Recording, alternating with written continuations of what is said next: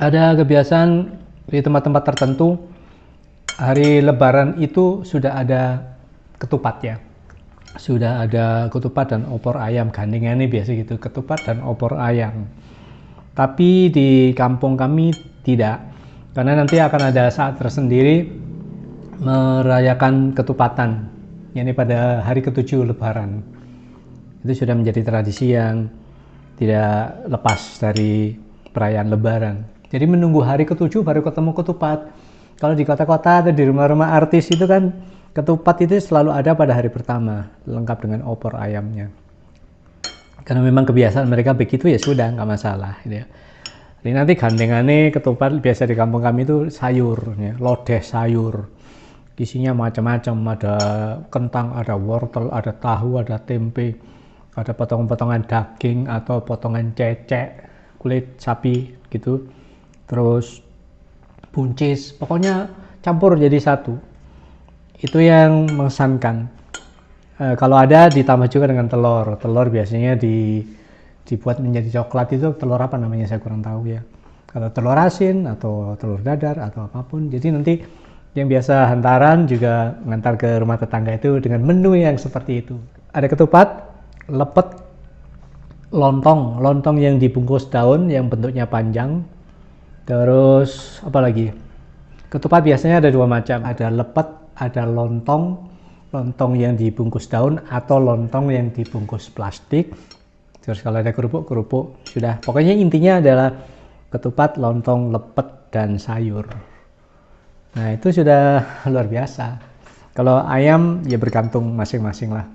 Misalkan ada ya disertakan, kalau tidak ada ya cukup dengan sayur saja. Sayur lodeh. Kebiasaan saling memberi hantaran kupat lontong sayur itu dulu sempat berjalan. Ketika saya kecil sempat berjalan sekian tahun. Ya sekian puluh tahun ya. Ketika saya lahir dan sadar ada di dunia, kebiasaan itu sudah ada.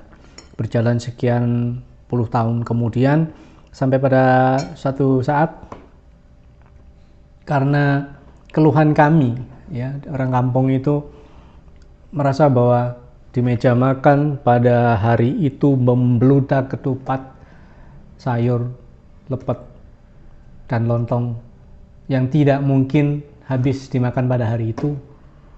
Kemudian akhirnya entah siapa dulu yang memulai, terus berpikir gini, sudahlah nggak usah saling hantar, yang penting selamatan saja ke musola gitu ya. Jadi membawa paling seasah dua asah, jadi seasah dua asah itu satu paket gitu ya, satu paket dua paket dibawa ke musola, selamatan bareng-bareng di sana, nanti pulangnya ya saling tukar, kemudian bawa lagi hanya dua paket itu, atau kalau nggak mau ya satu aja gitu ya, tidak masalah. Jadi kebiasaan saling antar ke rumah tetangga itu sudah dihapus, mengingat dekat banget dengan kemubaziran. Saya sering melihat pada saat itu meja panjang itu penuh. Logikanya sederhana saja, ketika saya mengantar ke 30 rumah, otomatis nanti akan sejumlah itu pula datang balasan. Akhirnya kan tadinya podo ae, balik maneh, walaupun bentuknya berbeda-beda atau ditukar dengan hidangan orang yang kita beri tadi, jatuhnya kan sama jumlahnya ya. 30 menjadi 30 paket lagi, balik maneh sakmono. Lah kate dipangan sendiri ya ora mungkin. Sopo sing kate gawe mangan, sedangkan semua tetangga juga punya masing-masing sejumlah yang sama. Makanya keren sekali keputusan saat itu untuk tidak perlu lagi ater-ateran sak tonggoan.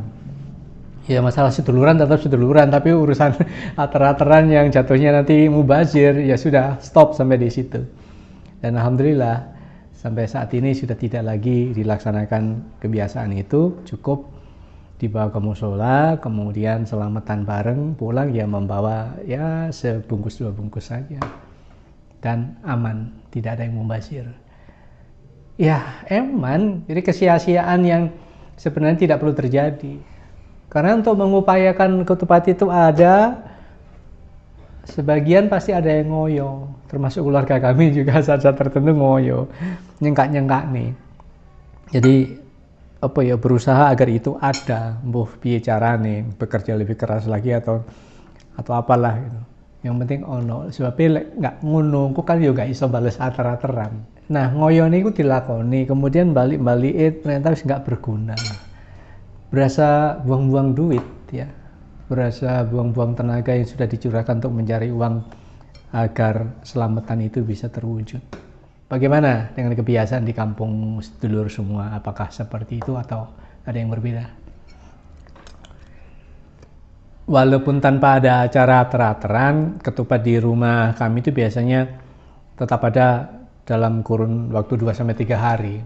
Ya karena kan nggak mungkin membuat hanya 1-2 paket yang dibawa ke musola untuk selamatan di sana.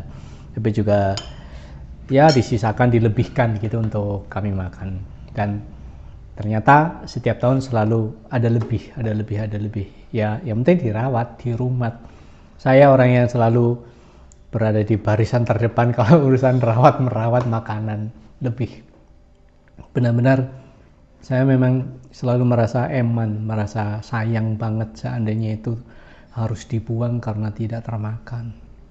Iling zaman biyen, zaman sik pahit-pahite urip, zaman sik panganan ala kadarnya saja dibagi-bagi.